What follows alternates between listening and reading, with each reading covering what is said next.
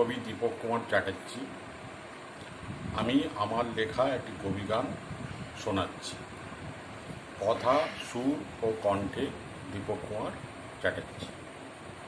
দাদু রে দাদু, কেন রে কাবু, পড়াতে নেই কি মন, খেলবি কি সারাক্ষণ।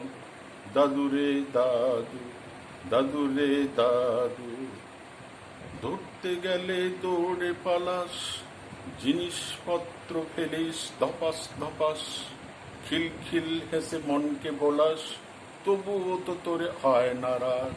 দাদু রে দাদু, দাদু রে দাদু, তুই যে আমার হৃদয় পরাণ, পরাইছিস আমায় এক অভিন্ন হার। সে হার গাথারে শুধু শুধু ভালোবাসায়। দাদু রে দাদু, দাদু রে দাদু, পড়াতে নেই কি মন, খেলবি কি সারাক্ষণ। দাদু রে দাদু।